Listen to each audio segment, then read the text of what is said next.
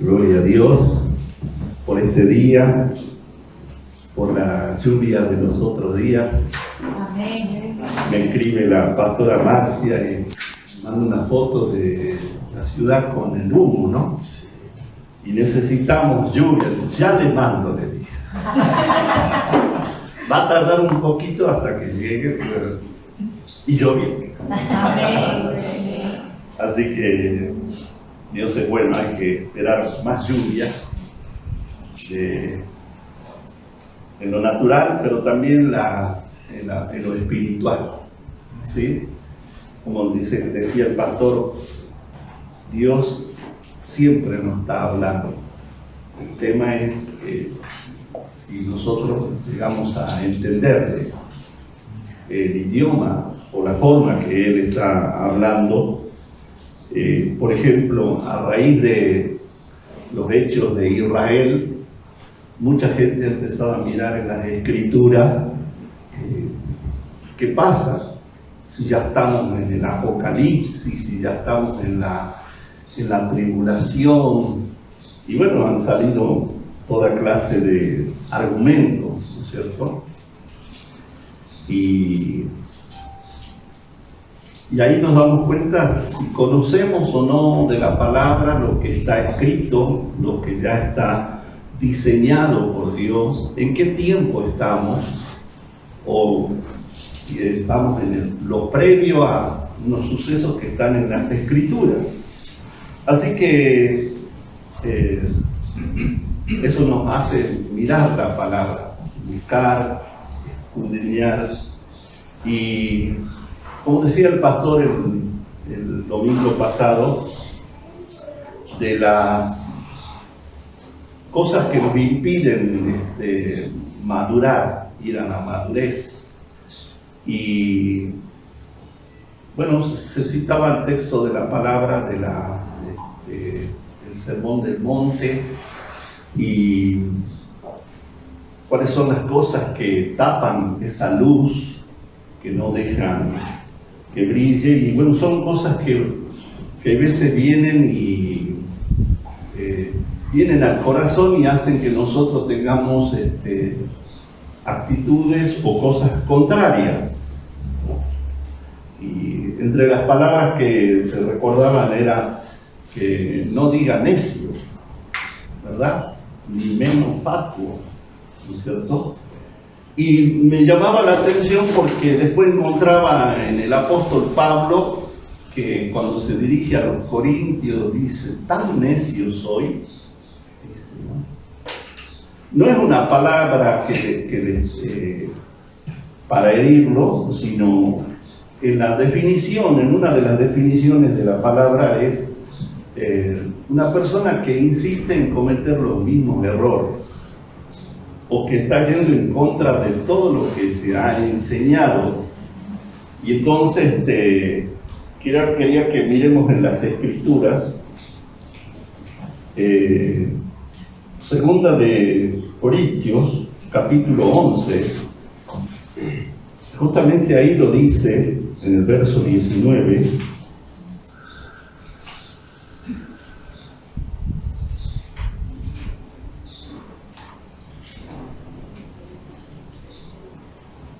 ahí está el escrito, ¿sí?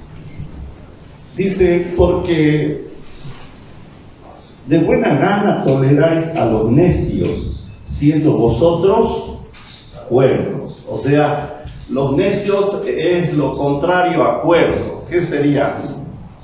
En otras palabras, para usted, cuerdo es alguien que está en sus cabales, ¿no es cierto? Que tiene razonamiento correcto. Y el necio sería que tiene razonamientos contrarios, incorrectos y persistentes, ¿no es cierto? Y le está hablando a la iglesia, dice, justamente aquí en el verso dice, que toleráis a los necios. Lo estaban recibiendo y le estaban prestando atención a lo que se decía. Y hoy, por los medios de comunicación, las redes, se ven tantas cosas y nosotros tenemos que prestar atención a lo que se dice. Por ejemplo, en Gálatas 3:1 dice Pablo también, hablando a la iglesia de Galacia, a la región, dice: oh Gálatas insensatos, también necios. Tiene su símil. Habiendo comenzado por el Espíritu, dice, ahora van a terminar en la carne, en la ley. Y la definición de insensato es que muestra imprudencia e inmadurez en sus actos. Insensatos. También su símil o su sinónimo es irresponsable. Y Dios está trabajando para que seamos cuerdos y responsables y no lo contrario. Insensato, necio, que carece de buen juicio, prudencia, cordura, sentido común, ¿no es cierto? Que son los cuerdos. Y tenemos un ejemplo en las Escrituras donde, por ejemplo, en Efesios, capítulo 5, vamos a mirar la Escritura, Efesios, capítulo 5, ya les digo el versículo.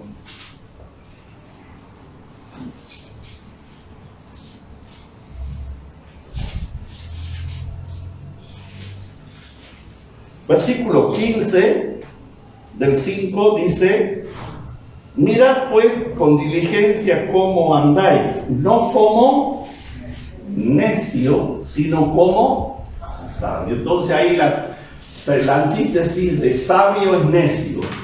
Sabio es alguien que conoce y sabe aplicarlo y lo ejerce. Y el necio que sabe mal y no lo aplica, o lo que sabe mal lo aplica mal. Y en el verso 17 del mismo capítulo dice: por tanto no seáis insensatos, o sea, imprudente, inmaduro, irresponsable, falto de buen juicio, falto de sentido común, de cuál sea la buena voluntad del Señor. Entonces, hay muchos ejemplos en las Escrituras. Por ejemplo, en el Antiguo Testamento, 1 Samuel 25 nos habla, solo lo digo para que lo recuerde, la historia de Nabal, porque su nombre significa insensato, o sea, falto de sentido común, de buen juicio, de prudencia, de cordura. Y lo vemos en la historia porque David y su gente le habían ayudado a sus pastores y al rebaño de él, y le habían cuidado, le habían dado de lo que ellos tenían, les protegieron de las bandas armadas que salían a saquear, a apropiarse y hasta dañar la vida de las personas que trabajaban para él. Y en la necesidad de que se le acabó las provisiones a David, manda a jóvenes a pedirle que les pueda dar lo que esté a la mano, a la buena voluntad. Y sabemos la historia, es que Nabal lo recibe, venimos de parte de David. ¿Quién es David? Muchos hay que se han levantado y se proclaman, y les mandó les ha herido, le mandó con palabras todavía despectivas. Y fueron y dieron aviso a David, y David se le calentó el motor, ¿no? Y dijo: cíñanse las armas, y mañana no queda ningún hombre con vida. ¿Sí? Como dice el proverbio, la palabra áspera hace subir el furor, la ira. Mas la blanda respuesta aplaca la ira. Y bueno, y salen y ya van, y Abigail, su esposa, escucha eso. Y Nabal, insensato, falto de cordura, de sentido común, de ser agradecido porque había recibido gran ayuda. Y entonces ella sale y lleva provisión y le sale al encuentro. Y le habla proféticamente. Y ahí es el único versículo en la Biblia que hay que dice, le recuerda la profecía que Dios dio sobre David, le dijo, y tú eres de los que caminan en el haz de los elegidos de Dios. Usted también es elegido de Dios que tiene que caminar en el haz de la verdad, de la palabra de Dios. Y David aceptó. Nabal es insensato y todos venimos de ahí. Y Dios quiere hacernos sensatos. La única manera de ser sensato es que nosotros seamos personas de la palabra. Y quisiera que miremos, por ejemplo, en nuestras Biblias, en 2 de Corintios capítulo 10, perdón, Segunda de Timoteo capítulo 2, versículo 15, dice lo siguiente. Segunda de Timoteo 2:15 dice: procura con diligencia presentarte a Dios, ¿qué dice? A ver, diga, aprobado. Se puede leer desde allá atrás, ¿no es cierto? Aprobado. Como obrero que no tiene de qué avergonzarse, que usa bien la palabra de verdad. Cuando nosotros recordamos Corintios capítulo 3, verso 6, donde habla que Dios nos hizo ministros competentes de un nuevo pacto, la palabra ahí es diáconos, que también se traduce como obreros. El 2 de Corintios, cuando habla de ministros competentes de un nuevo pacto, no está hablando de los 5 ministerios solamente, está hablando de todo el cuerpo de Cristo, que somos obreros, servidores. No que el pastor es el obrero, todos somos obreros en la viña del Señor. Y es en la tarea de servicio. Y la palabra diáconos ahí, entendemos que decía que era para servir a las mesas, pero después dice que era para enseñar, para ayudar, para ministrar en dones de gracia, en las diferentes cosas que el Señor había dicho. Y aquí dice, en el texto que estamos leyendo, en el verso 2 de Timoteo 2:15, dice, procura. Quiere decir, haz todo lo que está de tu parte. Procurar es hacer todo lo posible para que eso suceda. Para que yo me presente aprobado, quiere decir que yo tengo que aprobar los exámenes. Y para aprobar los exámenes tengo que estudiar o tengo que practicar, ¿no es cierto? Y acá dice que usa bien la palabra de verdad. En otras Biblias, traducciones, dice que traza bien la palabra de verdad, que la usa bien. Porque sucede que hay lugares en que se usa mal la palabra de verdad. De un texto a veces salen doctrinas totalmente erróneas, fuera de contexto, y son las famosas herejías. Ahora, ¿para qué tocamos este versículo? Porque dice, procura presentarte a Dios aprobado.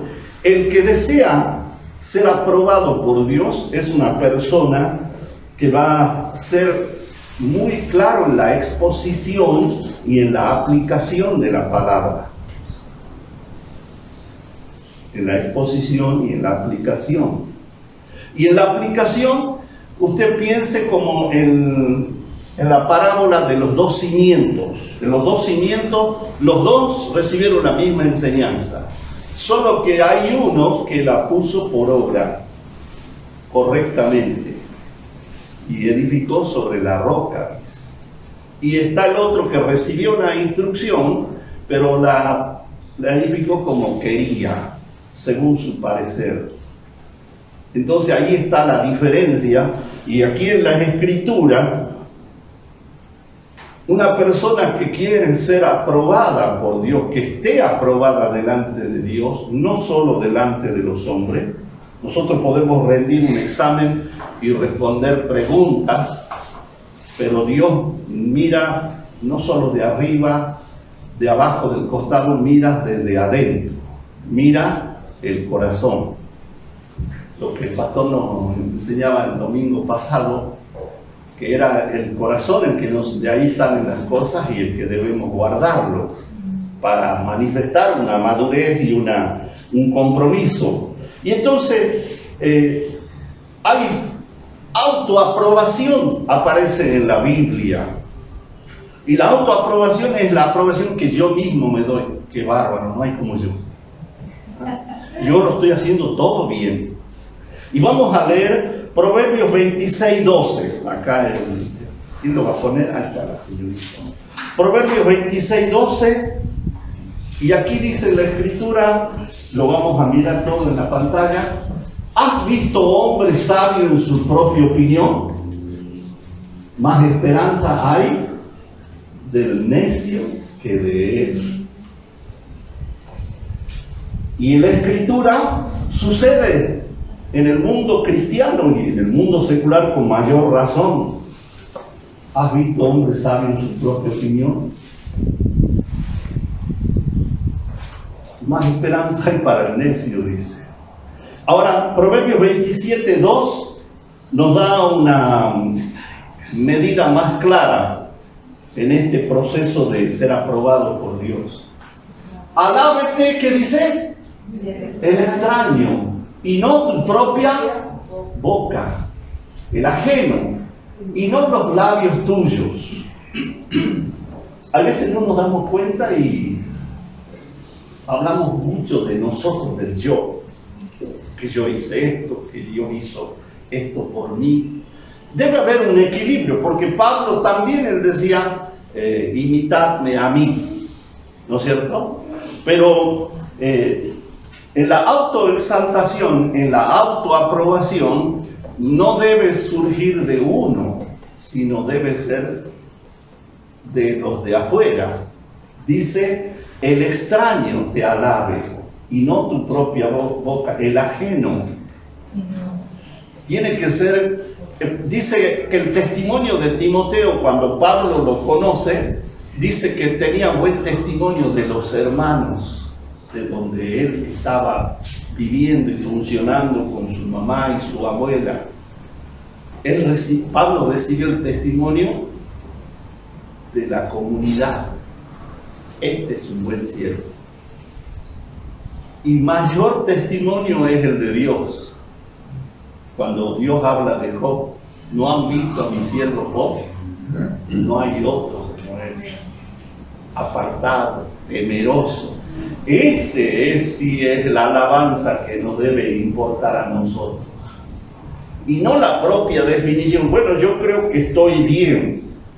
La Biblia nos muestra en Apocalipsis capítulo 3 la iglesia de Laodicea, que es la última de las 7 iglesias a donde Dios le habla.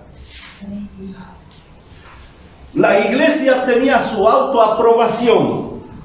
Soy rico, me he enriquecido, no tengo necesidad de nada.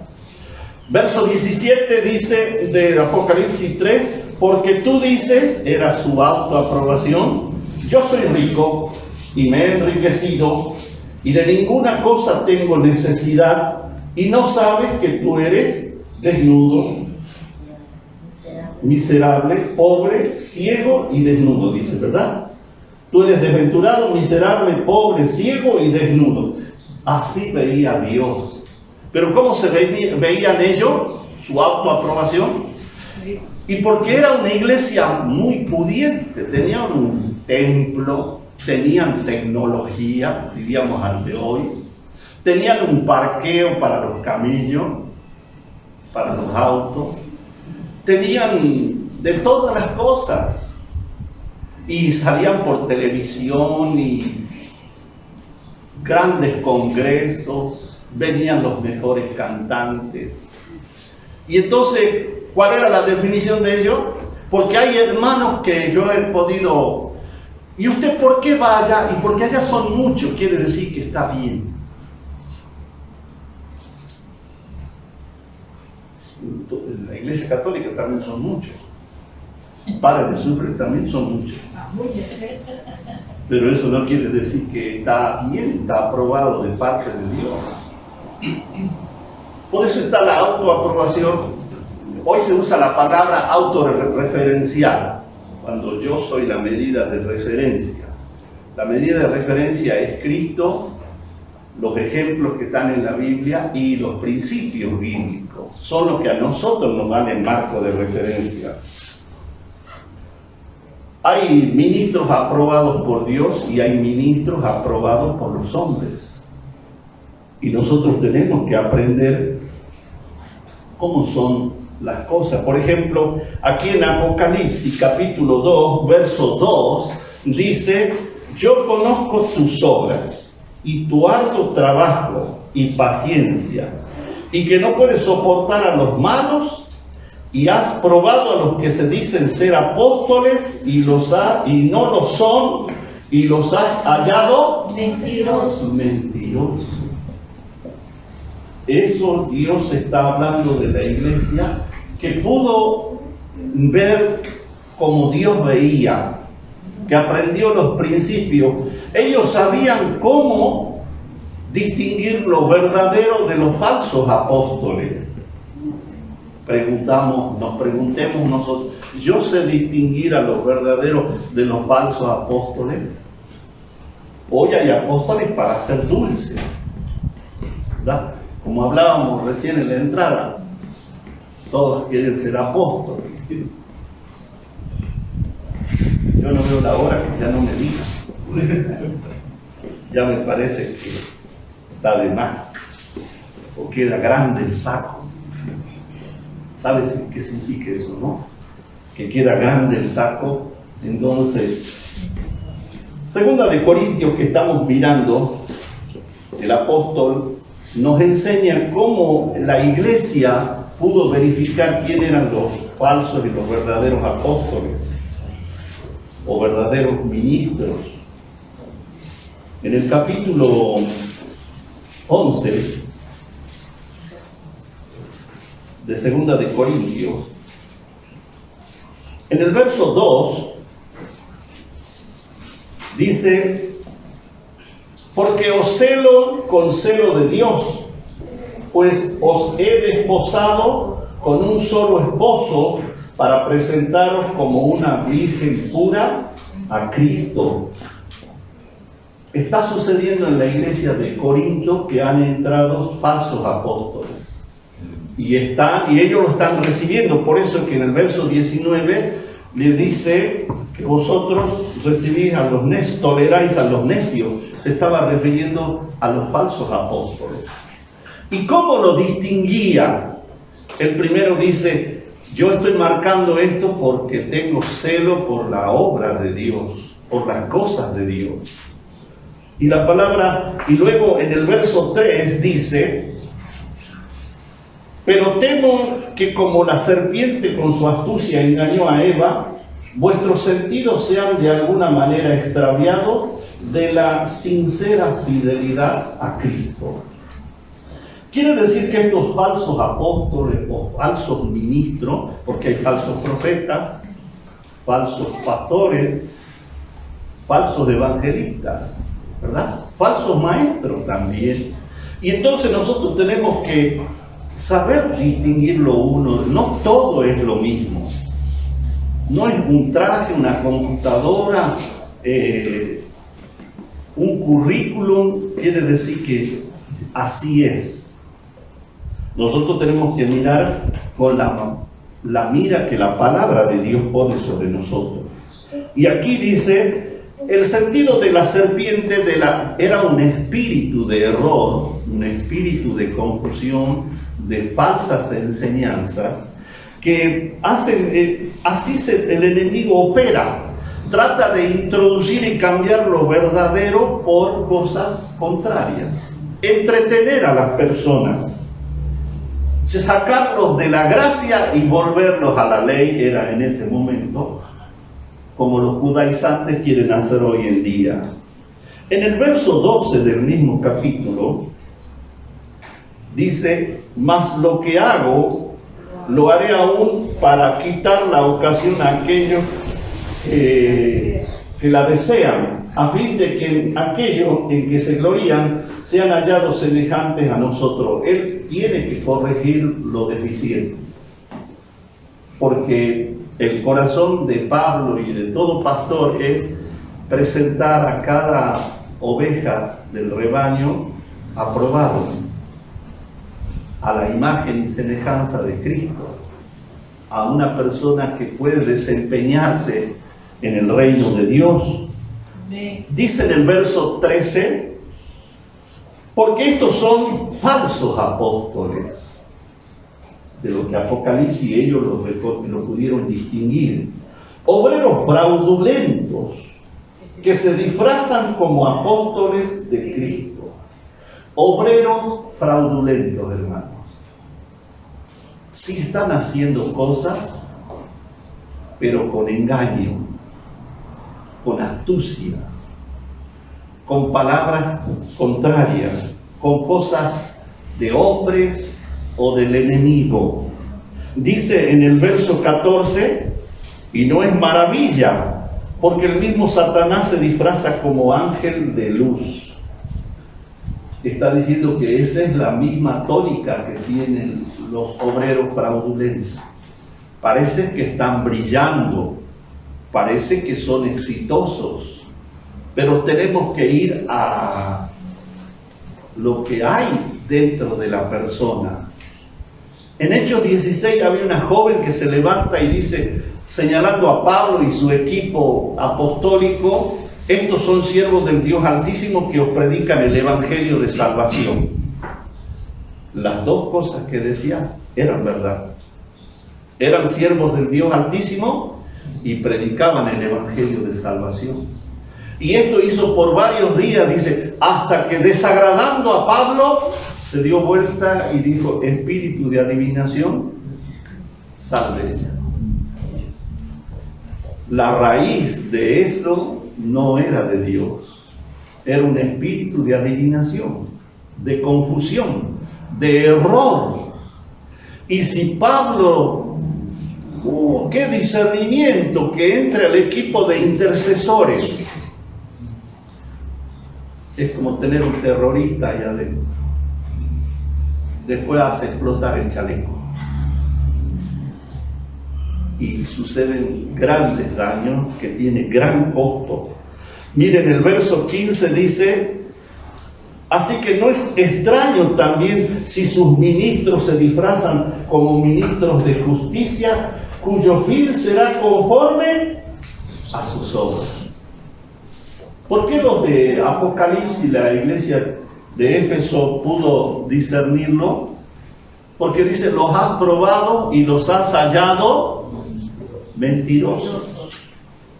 No se condecía lo que decían con lo que hacían, o lo que decían con la realidad, o con la verdad enseñada por Cristo y los apóstoles. Entonces aquí, mire cómo son las calificaciones con que ellos pudieron reconocer. En el verso 20 dice, aquí da las características: pues toleráis si alguno os esclaviza, si alguno os devora, si alguno toma lo vuestro, si alguno se enaltece, si alguno os da de bofetadas. Así estaban procediendo los falsos apóstoles en la iglesia en Corinto.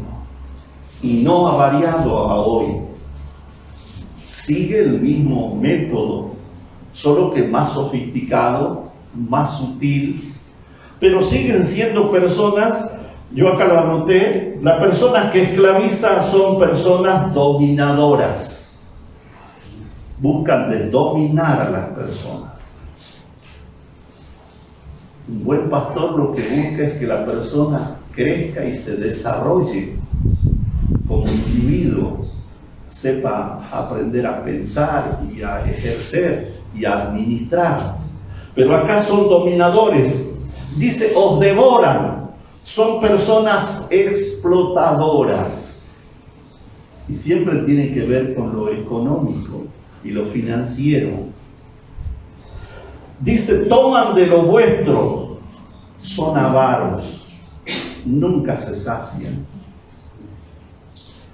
Escuchaba a un apóstol muy famoso de televisión que decía, estoy cansado de ver a los del mundo millonarios. ¿Y dónde están mis millones? Yo quiero que vengan los millones a mí porque quiero también ser millonario. Y bueno, y se resaltaba eso, y todos los días se resalta eso. Entonces la gente que está ahí, ¿qué quiere ser? Millonario. ¿No es cierto? Y entonces es un espíritu eso. Hay gente que la plata le hizo mal y se perdieron. No sé si usted conoce el caso, yo conozco. Dice también, toman lo vuestro, son avaros y os abofetean. Son personas crueles, amorales, insensibles. Eso descubrieron cuando Dios por eso profetiza a la iglesia en el capítulo 2 de Éfeso. Dice, has probado a los que se dicen ser apóstoles y no lo son, y los has hallado mentirosos. Porque su enseñanza no era conforme a la enseñanza de Jesucristo y de los apóstoles. Porque ellos, los de aquí de Corintios, traían cartas de presentación selladas y firmadas desde Jerusalén, y Pablo las conocía muy bien porque él también hizo uso de esas cartas para encarcelar, para confiscar bienes, para mandar a la cárcel y para matar personas cuando él perseguía a la iglesia. Pero en la revelación de Cristo dice, vosotros sois nuestras cartas, leídas por todos. El testimonio del cambio, de la transformación de la vida de las personas.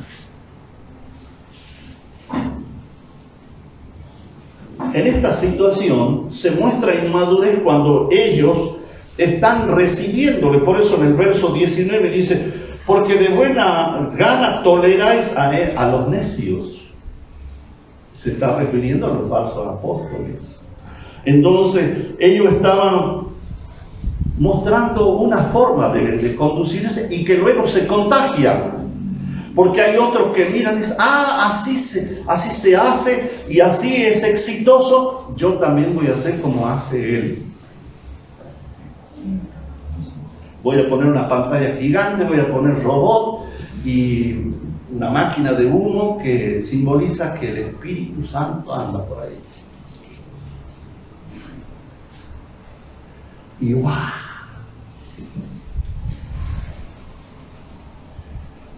Pero todo se apela al emocionalismo, al que la persona se sienta bien.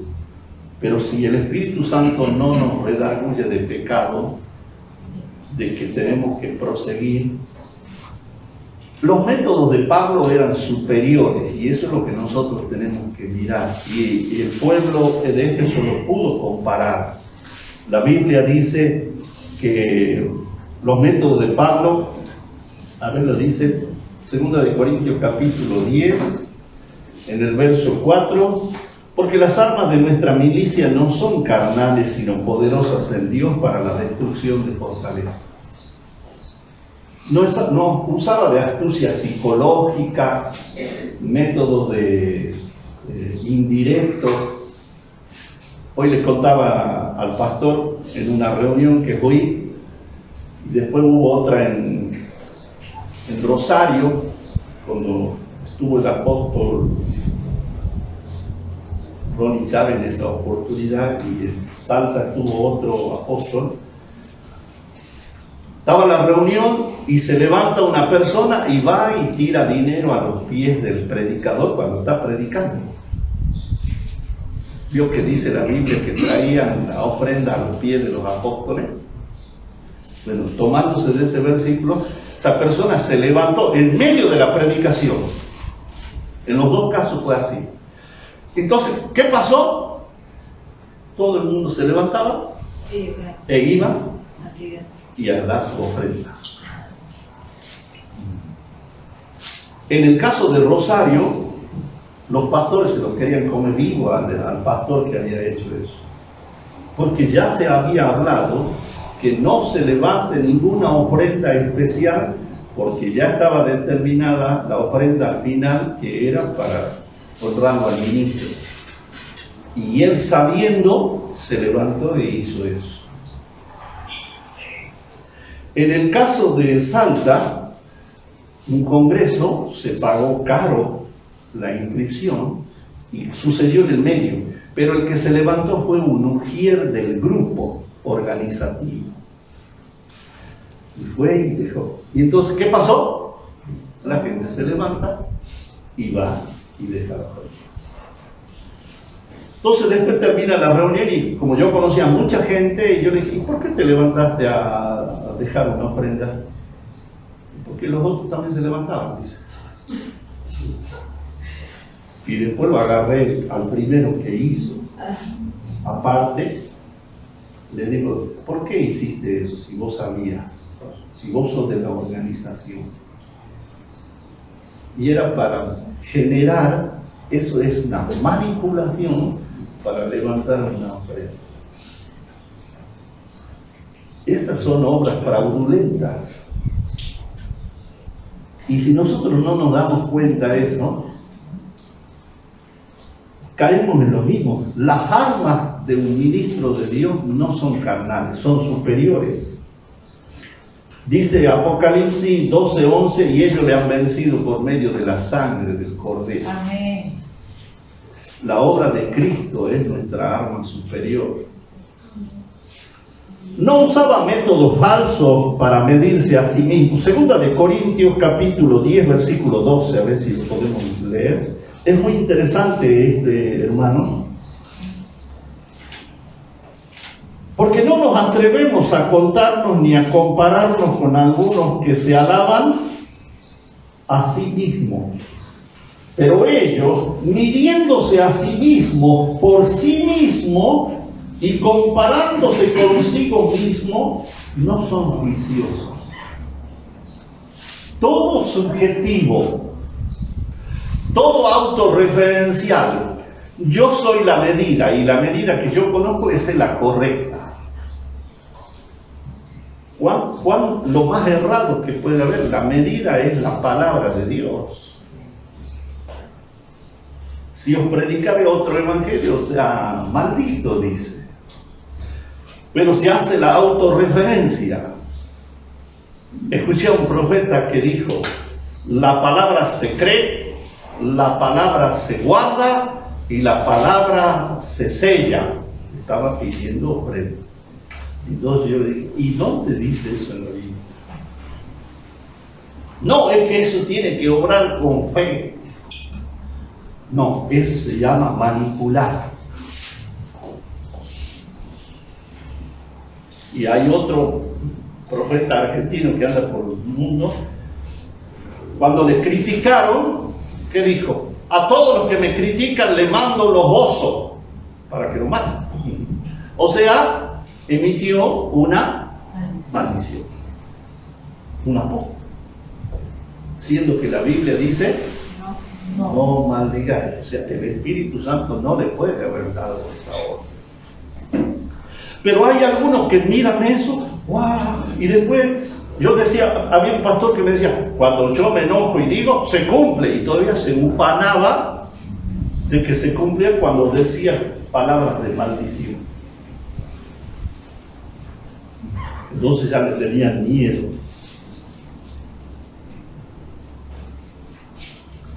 El incrédulo se compara con otra gente del mundo y si no se le compara con uno peor, entonces se siente mejor. Pero el cristiano se va a comparar con un cristiano que está, según su medida, el menor. Es como lo que hablábamos con el pastor. Hay un grupo, una organización, que ellos se sienten superiores y son los intercesores más altos que existen.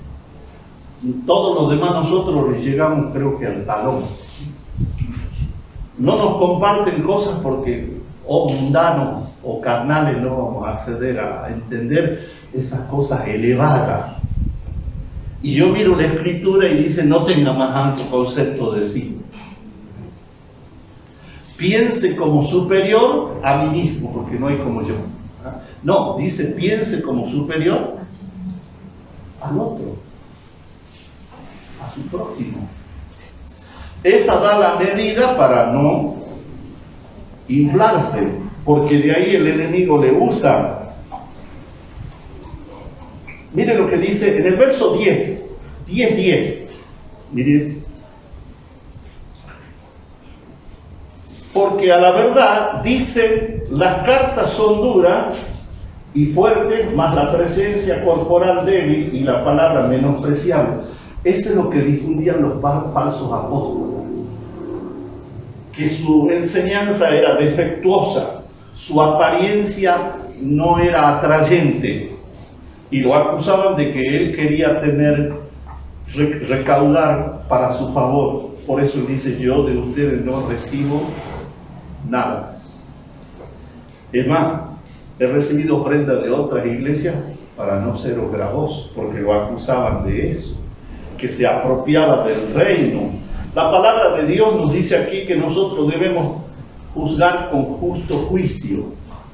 A ver, Juan 7:24 dice, el Señor Jesús nos dice eso. Juan 7:24. A ver si ya lo tienen. No juzgue según las apariencias, sino juzgar con justo juicio. Lo correcto es conforme a la palabra. En 1 Samuel 16, en el verso 6-7, solo lo doy como un recuerdo, usted se acordará, cuando Samuel tiene que elegir al sucesor de Saúl y lo ve entrar al hijo mayor de Isaí. He ahí el ungido de Jehová. ¿Y qué le dice Dios a Samuel? No mires lo de afuera, porque yo lo desecho. Mira adentro, ¿no es cierto? Esa es la medida con que nosotros tenemos que medir, con justo juicio. Señor, ¿cómo ves tú estas cosas? Es bueno como congregación consultar a Dios. Señor, ¿cómo nos ves? ¿Usted se anima? ¿Alguno de ustedes se anima? Nos exponemos a que Dios nos mire de adentro, de arriba, de atrás. Y la cosa es, yo tengo que animarme a recibir lo que Dios diga. Porque el profeta en Ezequiel dice que el que consulta a Dios y luego ha decidido en su corazón no hacer caso, yo juzgaré al profeta y al que consultó, dice, porque eso es tentarlo a Dios. Si yo le pregunto a Dios, Señor, ¿cómo nos ve? Y Dios dice, más o menos. Pero nosotros seguimos bien. Estoy tirando al piso la palabra de Dios. Como pastores nosotros nos angustiamos cuando las personas no vienen, faltan, o no están, nosotros esperamos ya fruto y no llegan los frutos. ¿Ah? Y un día hacemos esa pregunta al Señor.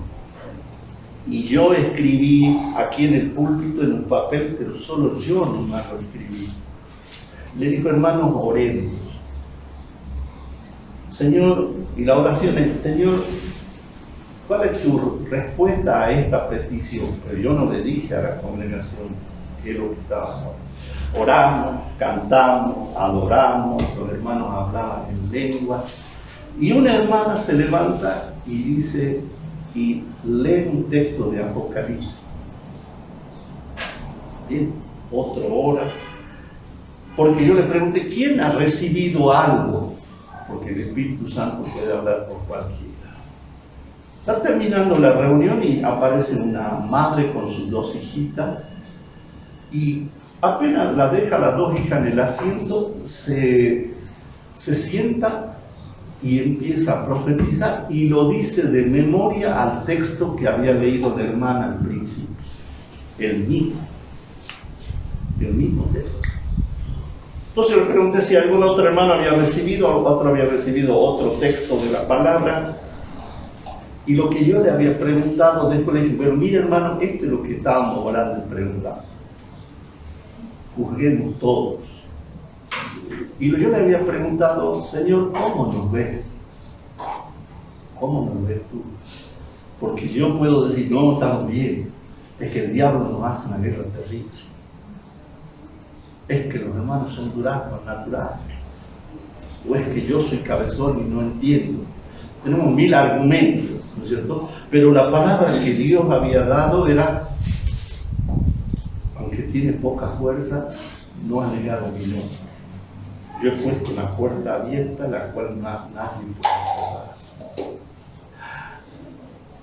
Eso ve Dios y eso opina de Dios. No quiere decir que uno se va a tirar en los laureles y va a decir, somos perfectos. No, prosigo al blanco de todos los días. Pero esta gente no quería buscar la voluntad de Dios. Ellos se medían a sí mismos, consigo mismo, dice, y entonces estaban haciendo caer a todo el pueblo. Pablo, entonces, le dice, mi método es superior a de los acusadores, porque Pablo, el celo de Dios es para que la iglesia cumpla el propósito. Los pastores tenemos ese celo. Celo versus envidia. Celo es el deseo por poseer lo que es nuestro y conservarlo. Por eso dice que Jesús entró al templo y el celo de tu casa te consume, porque lo habían hecho un lugar de comercio, ¿verdad? De ganancias personales, nada que ver con el propósito de orar. Ahora, ¿qué es envidia? Es el deseo de poseer lo de otro. De poseer lo de otro. Y eso ataca a los ministros. Porque yo quiero ser como la iglesia de Castro,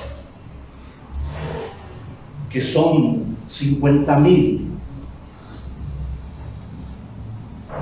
Pero y si Dios ha dicho, yo a vos te doy 50 almas, y esa es tu tarea, de que esos 50 crezcan y maduren y sirvan al Señor y por donde vayan, levantar sucesor.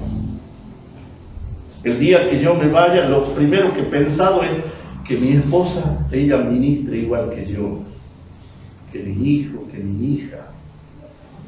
No sé cuál de los dos se irá primero, pero he visto donde pastores de un día para otro partieron, la esposa nunca había ministrado, la iglesia se desarmó.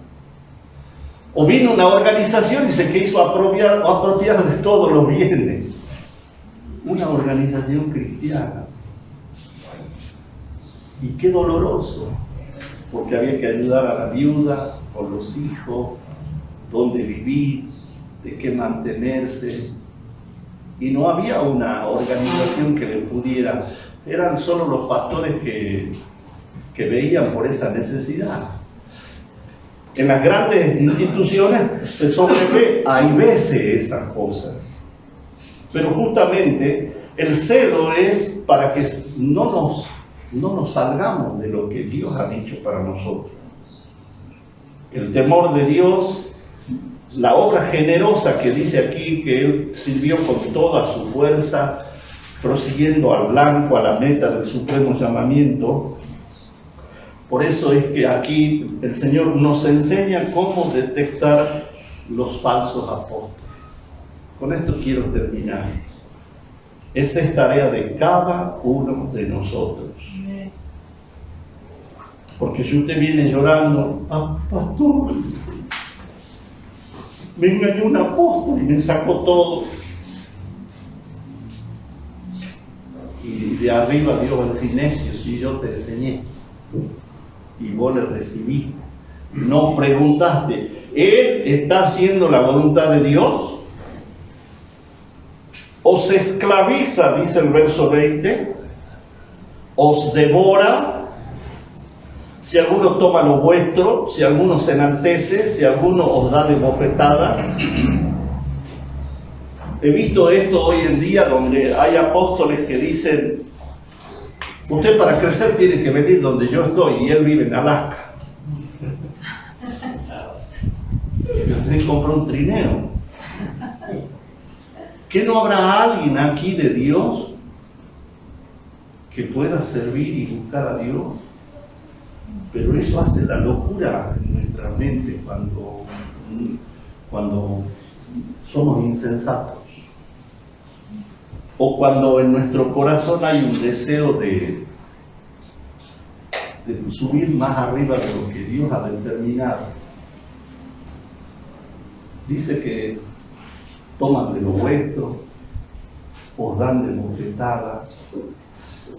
No, espero que no sean literales las bofetadas, pero sí son agravios, hacen selección.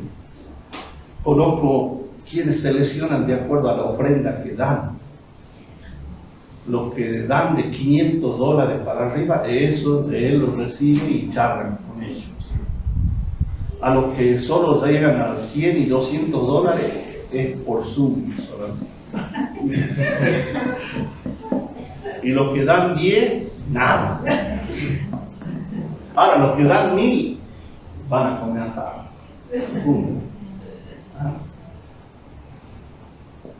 Dios nos está enseñando estas cosas para que nos cuidemos, porque esto anda en todos lados. El enemigo opera de todas formas en esto.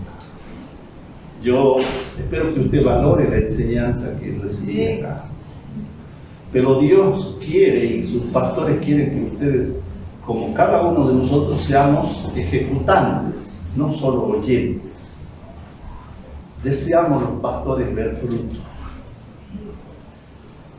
Yo digo algo, la enseñanza de la gracia y del nuevo pacto ha desnudado una situación que estaba antes escondida. ¿Sabe cuál es? Que antes las personas diezmaban y eran fieles, pero cuando dice el nuevo pacto, bueno, es la ley, es la gracia, el diezmo es de la ley. No, el diezmo es antes de la ley, en la ley y en la gracia. Entonces cada uno hace lo que quiere con su diezmo y ayuda a algunos para aliviar conciencia. Pero son irresponsables por las finanzas de la iglesia. El obrero es digno del salario.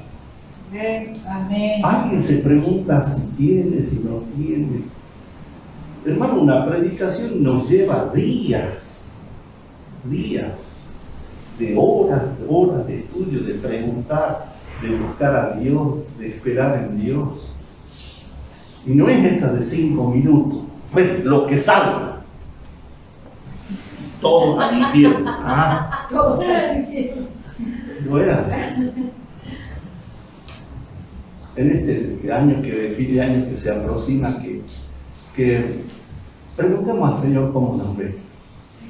¿Se anima? Acuérdense que si se anima, tiene que obedecer las correcciones que Dios nos va a hacer. ¿Sabe que alguna iglesia le dijo, has dejado tu primer amor? ¿Has dejado tu buena administración? Acá el tema de la pandemia, me encontré con unos pastores que yo no me vacuno porque es del diablo, me va a volver zombie.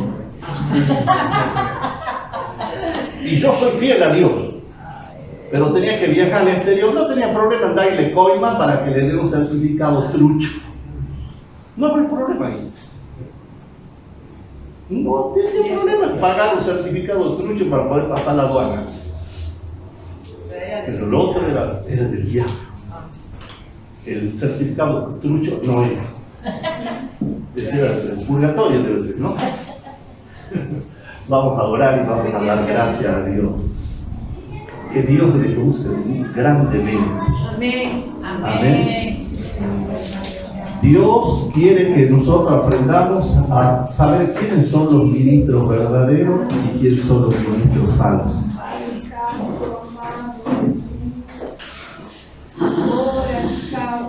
Y usted se va a dar cuenta porque le van a pedir que ponga plata, que vaya lejos.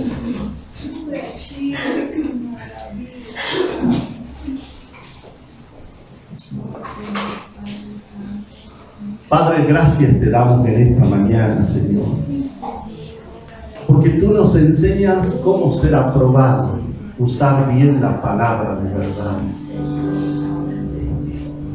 Señor, ayúdanos a no ser autorreferenciales, Señor, a no medirnos a nosotros mismos,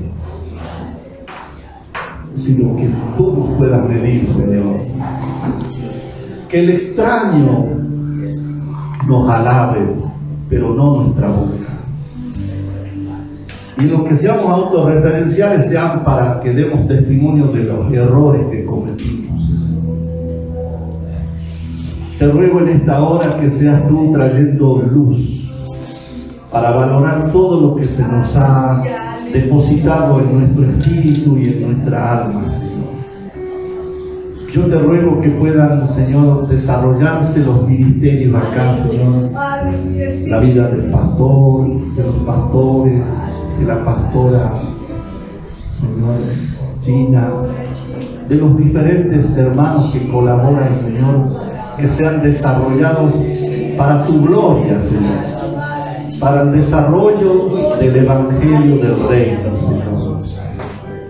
Ayúdanos a discernir a aquellos que esclavizan, que toman de lo vuestro, que se enaltecen, que dan bofetadas, y Señor, nos apartemos de ellos. Te damos la gloria a ti, Señor. Que podamos ser una iglesia que puede mirar conforme tú ves, Señor. Bendigo las finanzas y la economía de tu pueblo. Sí, Señor. Y que cada uno pueda volver a ser un hermano fiel en sus diezmos y su ofrenda. Aleluya.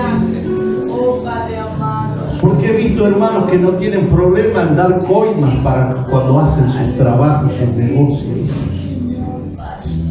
Y les cuesta traer lo que es de Dios. Reprendo toda obra de la carne, de individualismo. Y se ha desatado ese espíritu de unidad, de ver por el otro. Yo te doy gracias, Señor. Bendigo a la iglesia de Santa Cruz. Bendigo a los hombres y mujeres de Dios que tú usas, Señor.